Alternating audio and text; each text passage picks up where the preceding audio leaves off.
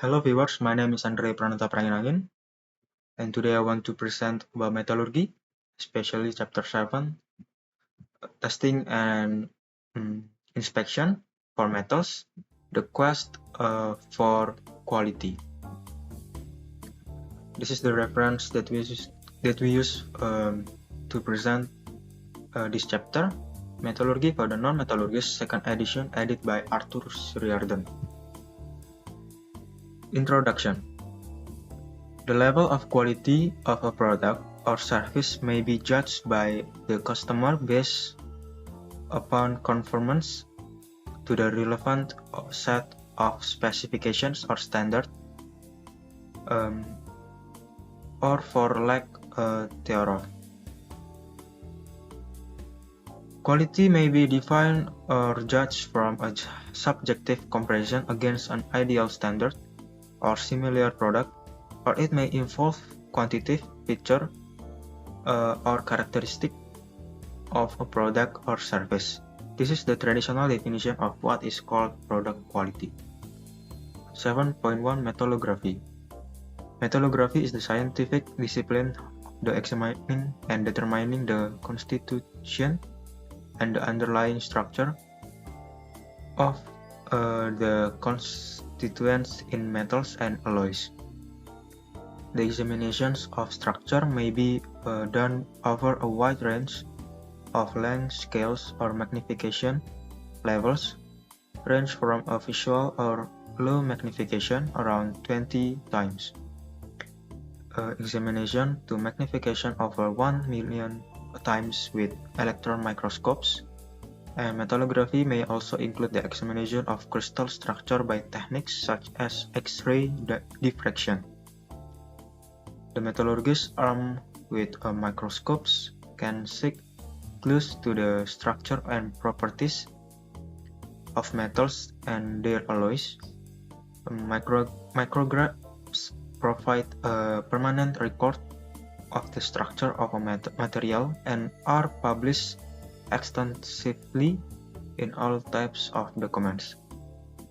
When used in conjunction with a micro-hardness test, a micrograph can be useful in relating microstructure to mechanical properties. 7.2 Hardness testing. Hardness, as the term in use in industry, may be defined as the ability of a material to resist permanent indentation or deformation when in contact with an indenter under load. Generally, a hardness test consists of pressing an indenter of known geometry and mechanical properties into the test material. The hardness of the material is quantified using one of a variety of scales that directly or indirectly indicates the contact pressure involved in deforming the test surface.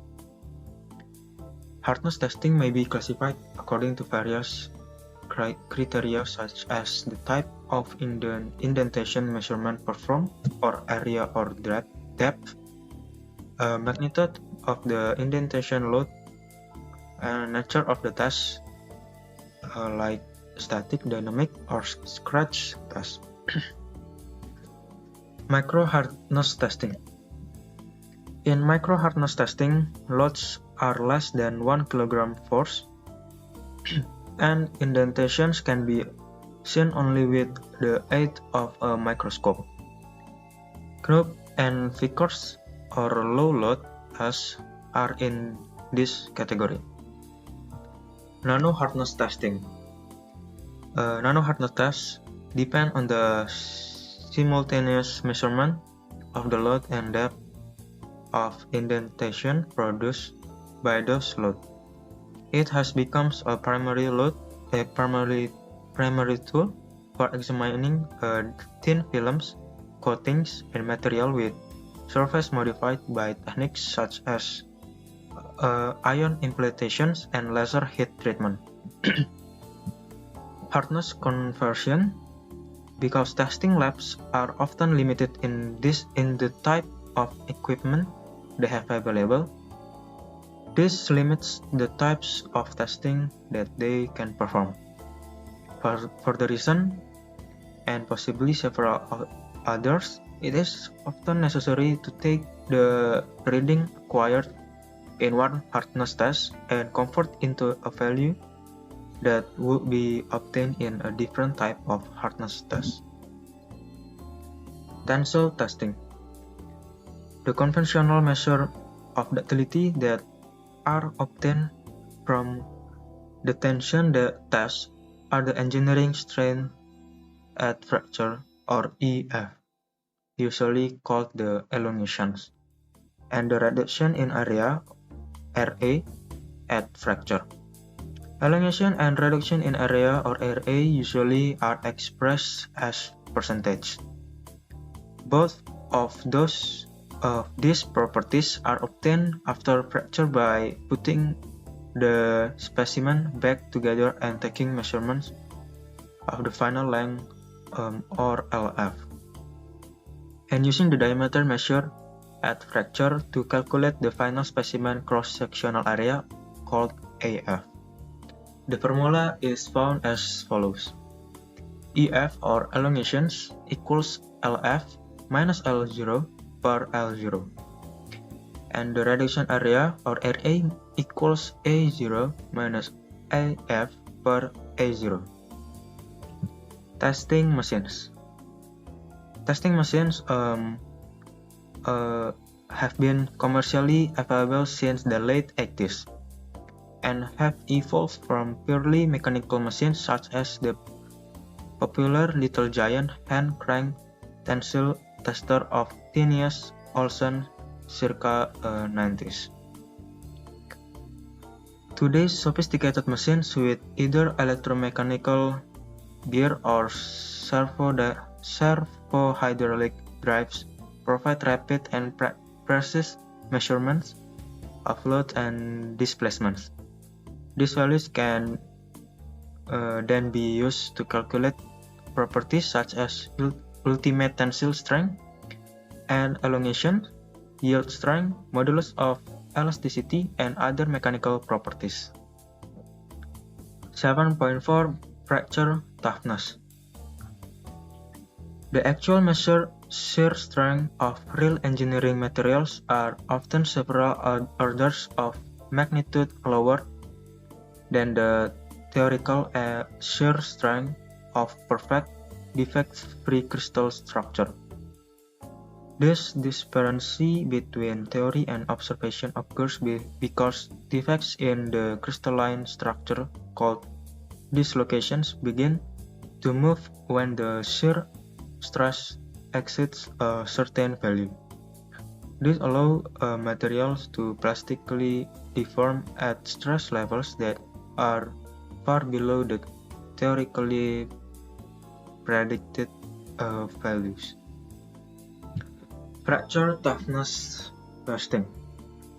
With the advent of linear elastic fracture mechanics, engineers now realize that the design of structure and machines can no longer under all conditions be based on the elastic limit or yield strength of a material.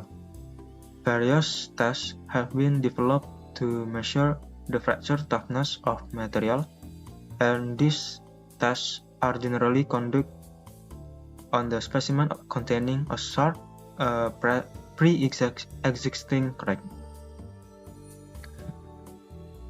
7.5 Impact testing. In an impact test, the specimen is subject to the dynamic shock loading to evaluate the response of a material to rapid change in loading, such as that experienced by an axe or shaft when a car hits a chuck hole. When a specimen is placed in the path of the swinging pendulum, the pendulum must bend and fracture the specimen if it is to continue its arc. 7.6 Fatigue testing. Parts subject to repeat cyclic stress often fail in service even though the applied stress may be well below the yield strength of the material. This applied stress may cycle between tension and compression or between a minimum and a maximum value of tensile stress. In addition, the magnitude of the tensile stress may vary over time. Three types of fatigue testing methodologies are commonly used: high cycle or infinite life stress controlled fatigue testing, low cycle or finite life strain control fatigue testing, and fatigue crack growth rate testing based on the fracture mechanics concept of stress intensity K at the crack tip. 7.7 Non-destructive testing. Various non-destructive testing or NDT and inspection techniques are commonly used to detect and evaluate flaws, irregularities, or discontinuities, or defects in engineering systems. Of the many different NDT techniques used in industry, liquid penetrant and magnetic particle testing account for about one-half of all NDT. Ultrasonic inspections methods and X-ray methods account for about another third, and eddy current testing about 10%, and all other methods total only about 2%. Liquid penetrant inspection. Liquid penetrant inspection is a non-destructive method used to find discontinuities that are open to the surface of solid, essentially non-porous materials. The equipment required for liquid penetrant inspection is usually simpler and less expensive than that used for most other NDT methods. The inspection can be performed at many different stages in the production of a compound, as well as after the component is placed in service. Relatively little specialized training is required to perform the inspection. However, only imperfections open to the surface can be detected, and rough or porous surfaces are likely to produce false indications. Magnetic particle inspections. Magnetic particle inspection is used to look at surface and subsurface discontinuities in ferromagnetic materials.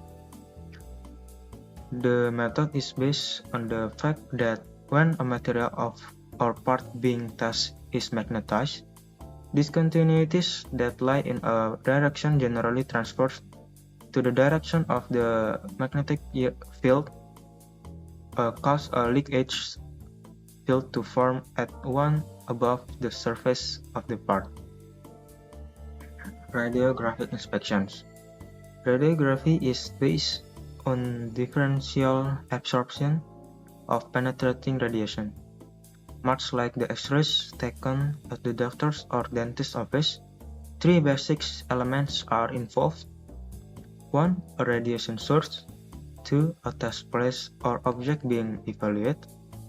And 3. A recording medium. Radiography is the use to detect features of a components or assembly that exhibit differences in thickness or physical density compared with surrounding materials. Large differences are more easily detected than smaller ones. Ultrasonic inspections. During ultrasonic inspections, beams of high-frequency acoustic energy are introduced